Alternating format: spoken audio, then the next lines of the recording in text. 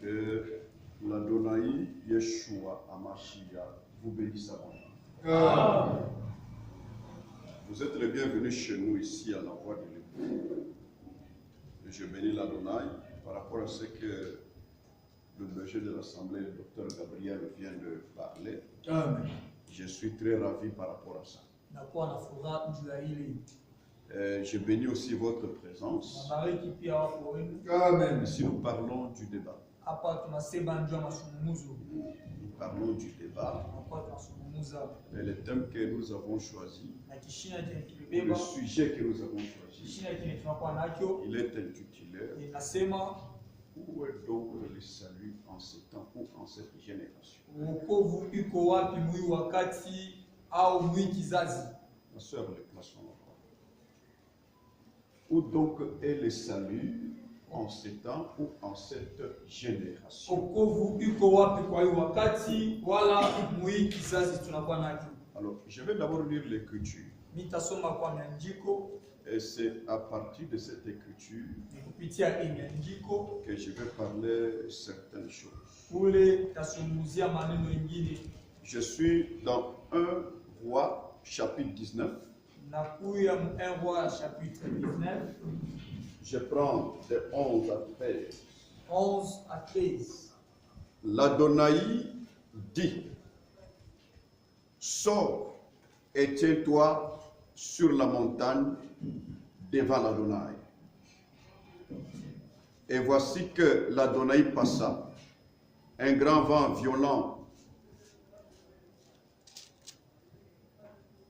Un grand vent violent déchirait les montagnes, brisait les rochers devant l'Adonai.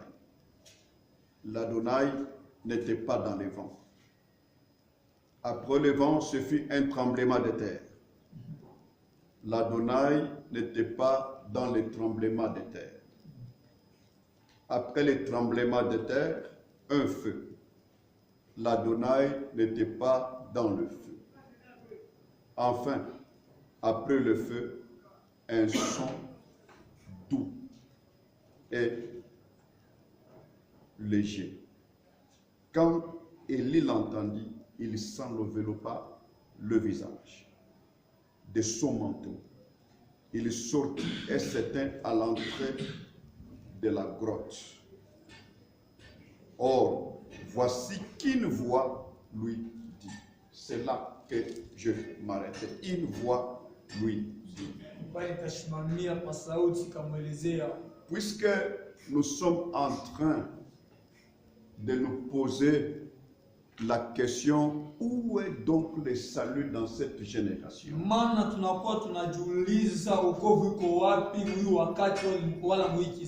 Nous revenons comme au temps d'Élie le Tishbite. Lorsque Élie fuyait la colère de Jézabel, il est allé à la montagne d'Oreb, c'est-à-dire à la montagne d'Élohim. À cette montagne, il y avait 3 mouvements. En d'autres termes, il est rentré chez Moïse. Parce que sur la montagne là, il y avait 3 mouvements. Il y avait le mouvement de vent, le mouvement de tremblement de terre et aussi le mouvement de feu. Ces 3 mouvements sont les 3 mouvements des pentecôtistes. C'est-à-dire sont les 3 mouvements de la Pentecôte. Parce que la première personne qui a vécu la Pentecôte, c'est Moïse. Pentecôte veut dire 50. C'est bien du mot grec penta qui veut dire 50. Lorsque les enfants d'Israël ont quitté l'Égypte, à leur 50e jour, ils étaient au mont Sinaï. Seul Moïse qui est monté sur la montagne, c'est lui qui a vécu ces 3 mouvements. Puisque dans cette montagne-là, Il y avait le vent, il y avait le feu, il y avait les tremblements de terre. Alors en descendant, celui qui était en bas de la montagne, c'était Josué. Et comme il y avait cette Pentecôte, comme il y avait ces mouvements, et le même jour, 3000 personnes étaient mortes dans le désert. À chaque fois qu'il y a une Pentecôte, il faut qu'il y ait 3000 qui va se passer. Il y a un mouvement de 3000 qui va se passer. Et Élie, quand il fuit Jézabel, il va à Horeb. Il n'est pas parti au Carmel. C'est-à-dire le salut n'était pas au Carmel. Mais il allait où? À Horeb. Quand on parle de la montagne, la montagne c'est une puissance. La montagne c'est un royaume. Yeshua dit ceci. Cherchez premièrement le royaume et la justice d'Élohim. Moi, je vais vous poser la question. Où se trouve le royaume? Parce que si quelqu'un cherche le cobalt et le cuivre,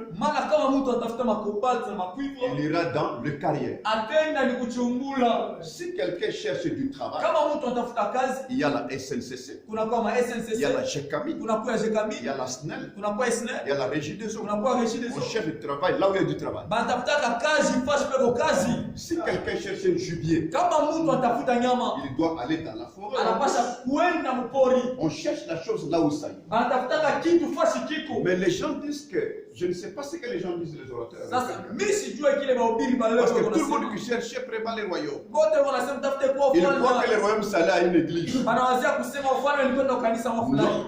Où est le royaume? Quand vous connaissez là où il y a le royaume, c'est là où il y a le salut. Il ne fallait pas aller dans un bâtiment parce qu'il y a des instruments. Parce que le pasteur s'habille bien. Parce qu'il y a des gens qui ont de l'argent. Vous allez vous perdre. Parce que Naomi a dit à Ruth, entre d'abord là, dans les champs de cet homme. Vérifie là où il va dormir. Avant d'entrer dans une église, vérifie si Boaz est là. À Bethléem, il y avait beaucoup de champs. Parce que les champs, c'est les églises. C'est ce que Paul a dit. Dans 1 Corinthiens 3:9. Il dit que vous êtes les champs et l'édifice d'Élohim. Amen. À Bethléem, il y avait beaucoup de champs. Mais Ruth n'est pas allée dans n'importe quel champ.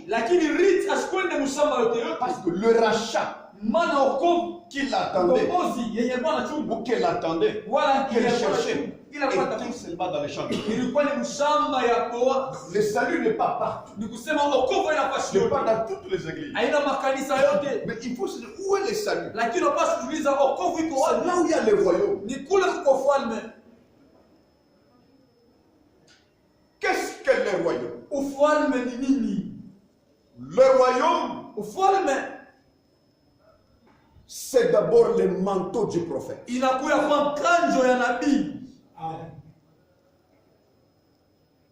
Lorsque Samuel dit à Saül, comme tu as déchiré les pans de mon manteau, la royauté te sera arraché et sera donné à une autre personne meilleure que toi.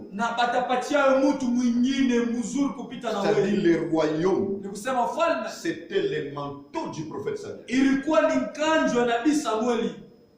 Au temps de Salomon, dans sa vieillesse, comme les églises ont vieilli aujourd'hui. Salomon aussi dans sa vieillesse, il est entré dans l'occultisme. Il a commencé à adorer plusieurs dieux.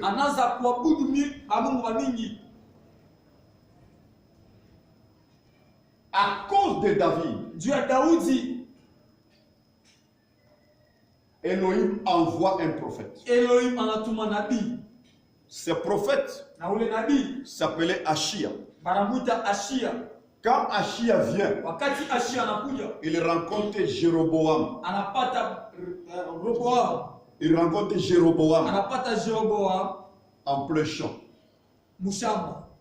Pas dans la forêt. Hapana mpori. Il les rencontre dans le champ. Anampata mashamba. Et Achia, na Achia, il avait un manteau neuf. Alikuwa na kanjo ya sasa. Et il a déchiré ses manteaux en 12 morceaux. Na anepasula ile kanjo vipande 12. Il prend 10 morceaux. Anabeba vipande 10. Il en donne à Jéroboam. Anapatia Jéroboam. Il dit ainsi dit l'Adonai. Anasema kusema kwa Bwana. Je te donne 10 tribus. Na kupatia vizazi 10. Mais à cause de David, lakini njoo Daudi, je vais laisser à la tribu de Juda une tribu qui lui sera attachée. Mitacha ku kizazi cha Yuda, kizazi kimoja kitambatana kwake. Cela veut dire ni yenye nasema le royaume, ufalme c'était le manteau du prophète. Ilikuwa ni kanjo ya nabii. Depuis que ce royaume était déchiré, tangia ile ufalme ilipasuriwa, ça n'a jamais été rétabli. Hayawekewaka mpaka na leo. C'est pourquoi quand Jean vient, Jean vient annoncer le royaume. Le royaume ne vient qu'avec un prophète.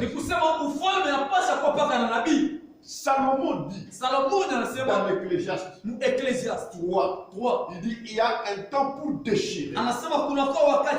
Il y a un temps aussi pour coudre.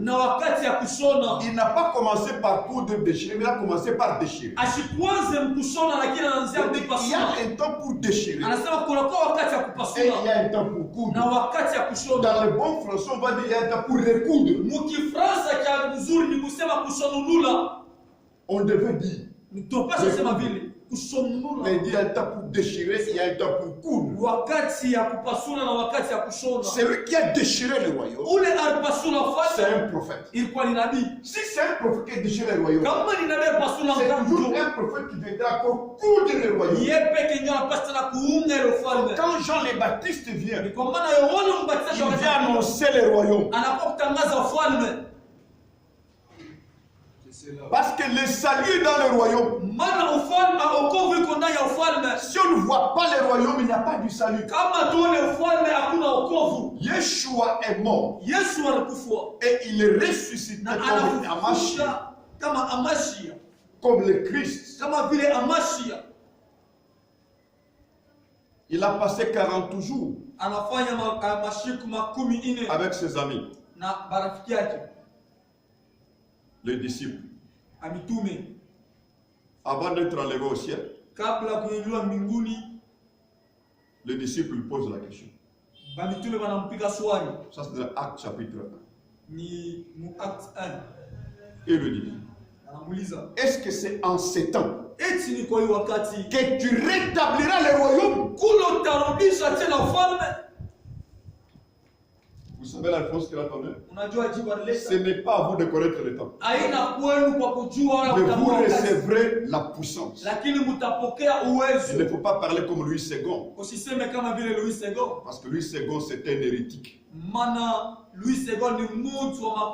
C'est un musulman d'ailleurs qui a écrit cette Bible. C'est un hérétique. Qui dit que vous recevrez une puissance. Vous recevrez la puissance. Le Saint-Esprit surviendra sur vous.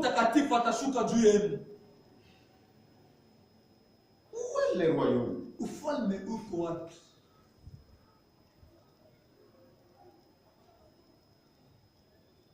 Où est le royaume?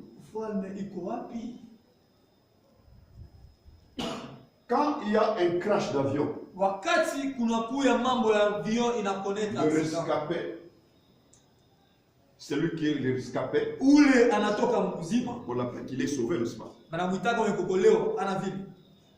N'est-ce pas ça?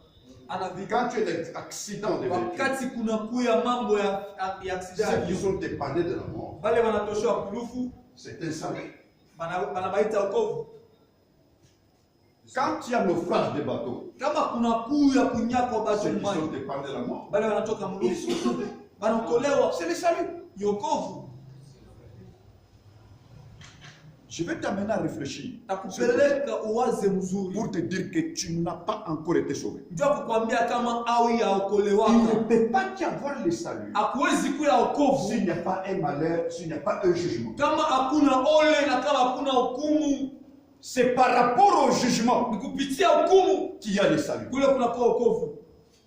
Tu ne peux pas être sauvé s'il n'y a pas eu le jugement, s'il n'y a pas eu un malheur. Tu es sauvé en quoi? Ce n'est pas l'effet d'aller dans une église qu'on est sauvé. Ce n'est pas l'effet de briser les qu'on est sauvé. Non. Paul dit ceci dans Romains 12, il dit. Dans le verset 13 plutôt, il dit, le salut est plus proche de nous que lorsque nous avons cru.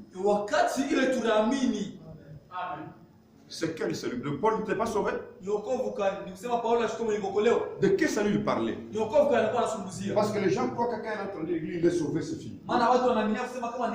Le salut que nous parlons, c'est l'enlèvement. Je croyais que les gens pouvaient dire Amen. Amen. Le salut que Paul parle, c'est l'enlèvement. Le salut est plus près de nous que lorsque nous avons cru. Le salut est maintenant là. Amen. Et si on peut parler de l'enlèvement, c'est-à-dire toute la Bible que vous lisez doit être interprétée, doit être expliquée par Matthieu 25:6.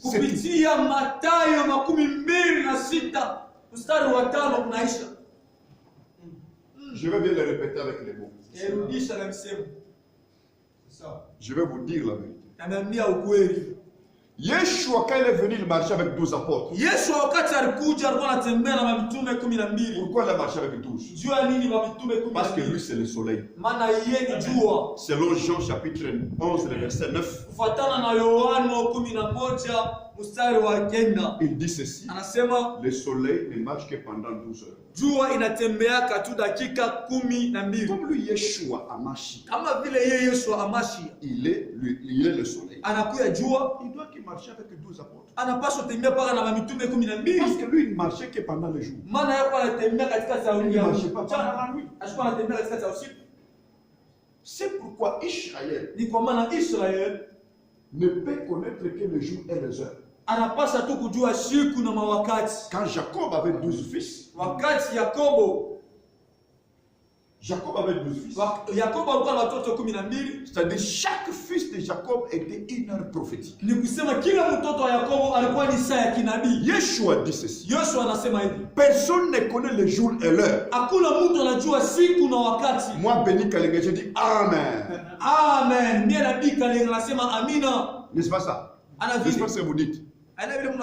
Mais vous ne savez pas le pourquoi. Moi, béni Kalinga, je ne suis pas du jour. Et je ne suis pas de l'heure. Les jours, c'est pour Israël. Les jours, nous on ne connaît pas. L'heure, on n'a même pas besoin de connaître l'heure. Nous sommes les gens de pendant la nuit. Pendant la nuit, il n'y a que 4 réveils. Il n'y en a pas plus. Selon Marc 13:35, Yeshua dit: il n'y a que 4 réveils. Ils sont les 4 temps prophétiques. La veille du soir, la veille du milieu de la nuit, le chant des coqs et le matin. Là, nous connaissons notre temps. Les jours, moi, je ne connais pas. L'heure, je ne connais pas.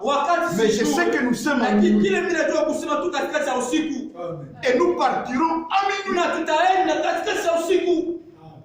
Ça ne nous demande pas de réfléchir.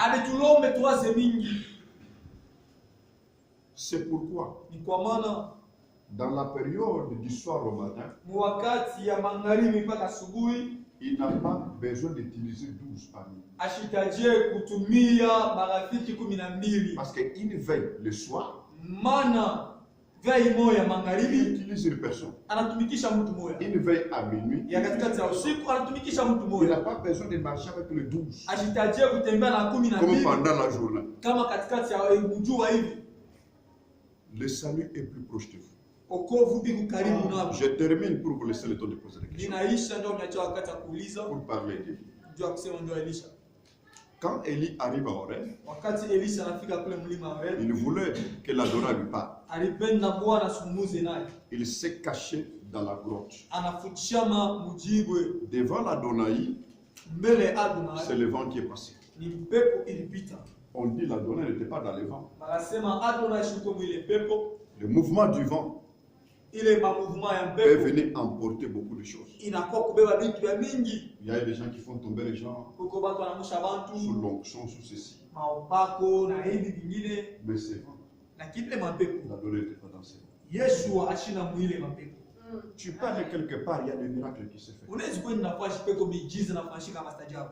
Mais Yeshua n'est pas là. Lakini Yeshua ana mwile miujiza. Le diable est capable de faire toutes sortes de miracles possibles. Shetani anaweza kufanya muujiza yote ile unatambua. Il n'y a qu'une seule chose que le diable ne peut pas imiter, c'est la parole de Dieu. Kitu tu kimoja shetani ashaweza kufanya ni neno la Yeshua. Adonai n'était pas ni dans le vent, ni dans le feu, ni dans les tremblements de terre. Adonai ashukwe ni mpepo ni moto ni matingiziko ya bulongo. Yeshua n'est ni dans les séminaires. Yeshua ashina ni Il n'est maseminaire, pas dans les conférences. ma conférence, Il n'est pas dans les marathons. ashina ma marathon, Il n'est pas dans les croisades. ashina ma croisade, Il n'est pas dans tout ce que les gens croient. ashina mbiote bila watu wanaminia. Il doit être dans sa parole. Anapasha kuwa tu neno lake. Les gens sont dans les mouvements. Yes, batu beko ma mouvement. Le vent, le feu, le tremblement de terre, ce sont des mouvements. Muma pepo matingiziko ma moto ilikuwa ni Les matingiziko. églises sont dans les mouvements. Makanisa ko Les matingiziko. pasteurs dans les mouvements. Pa pastor C'est matingiziko. pourquoi il n'y a pas les Ni saluts. kwa maana kuna wokovu. Mais quand Élie a entendu un murmure doux et léger, il est sauté.